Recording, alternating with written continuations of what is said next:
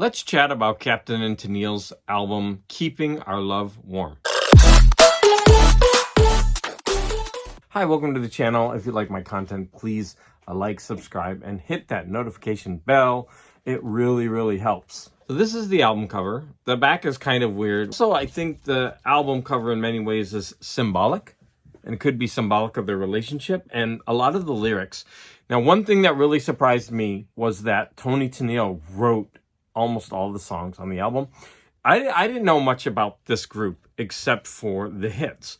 This album holds a lot of treasure, especially if you're from California. The Captain is Daryl Dragon, and he got his nickname the Captain because he always wore this captain's hat whenever he was performing. Tennille is Toni Tennille. This album is from 1980, and it is their 6th studio album, and it is their 2nd album for Casablanca. I always thought that Toni Tennille was just a straight-up vocalist, and there was a song on this album, and we'll get to it, that really puzzled me, that there are 9 songs in this album, and she wrote the words and the music for 5 of them. That's over half. So she's also a keyboardist, and that's actually how she met her husband, right, which is the Captain. She was a keyboardist for the Beach Boys for a while, and she has been nicknamed the only beach girl. Now, something that's interesting about Toni Tennille is that she provides backing vocals for Elton John on his hit Don't Let the Sun Go Down on Me, and I did not know that. I love that song. And she provides backing vocals for Art Garfunkel. I absolutely love him. But what really shocked me is that she does backing vocals on some songs on Pink Floyd's The Wall. So she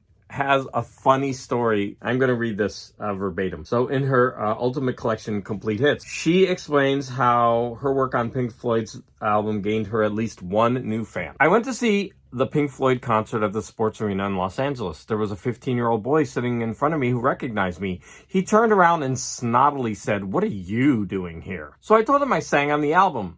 He ran off to find a friend who had brought the LP to the show and looked at the back to see if my name was really on there. A few minutes later, he came back and apologetically said, "Can I have your autograph?" So like I said, she wrote 5 of the songs on here, and I'm going to be honest with you, this is a really nice album to listen to. It's smooth sailing all the way through, no duds. Her contributions to the writing on this album are really good, and it's strange because, like I said, going into this album, I only thought of her as a torch singer or someone who did other people's material. Not true. And she's very talented. So she's a singer, a songwriter, a player. From the minute I put on this album, like the first few notes, I heard this like wazoo sounding sound, and I thought, oh no, we're in trouble here. But then she starts singing, and that was all dispelled. She's got such a great voice. A little bit deeper, right? But then a little bit later, her husband came in, and I got serious Carpenter vibes, right? It just immediately sounded like a Carpenter song. But you know what? That doesn't seem to happen in the rest of the album. Even though that one song sounds like the Carpenters, I actually love the Carpenters. They have enough of their own sound to distinguish them. So let's go ahead and talk about some of the songs that were written by other people that they cover. The first one we come across is Until You Come Back to Me, That's What I'm Gonna Do. This was a huge Aretha Franklin hit in 1973. But this was written by Stevie Wonder and 2 other people in 1967. But Stevie Wonder, he recorded it then, but it wasn't released till 10 years later. And so Aretha Franklin's is the best known, and that was done like six years later. Now, the next cover song we come to is Since I Fell For You, written by Buddy Johnson in 1945. Now, this song has become a jazz and pop standard, and it's been recorded by many people, including Charlie Rich and Al Jarreau. Okay, so now we're going to get to the song, which is on side 2, that really puzzled me. Song for My Father, which is by Horace Silver, and it was recorded in 1964 on that album. I probably heard it first here. It was sampled by, or the one line that goes doo doo doo doo doo doo doo doo. So that was used by Steely Dan in Ricky Don't Lose My Number. I'm sure that's where I first heard it, of course, because I heard that on rock radio when I was young. Let me just go ahead and describe the song a little bit, and then I'll talk about why I was confused by this song. There's a lot of xylophone, a lot of electronic instruments. It's got an early 80s sound.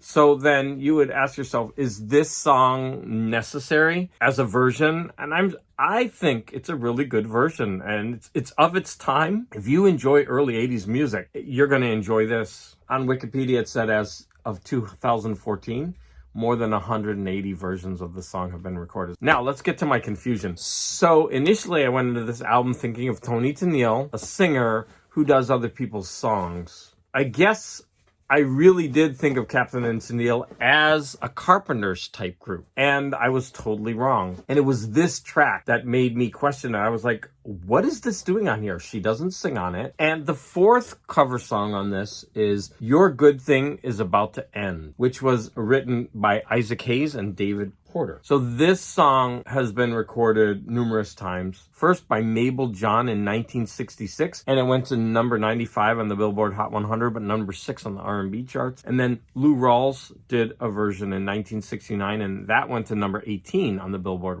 Hot 100, but number 3 on the Hot R&B Singles chart. There are numerous, but other versions are by Bonnie Raitt, Etta James, Boz Scaggs, and Paul Young. Is this just a throwaway album? No, it's actually really good. And even though there weren't many hits on it, it's a solid album. And you've got a mix of Tony Tennille originals and covers. And both are enjoyable, in my opinion. I highly recommend this album. Since it's a bargain bin beauty, you're not going to break the bank when you find it. Definitely worth picking up. Thank you so much for watching, and please watch these other videos.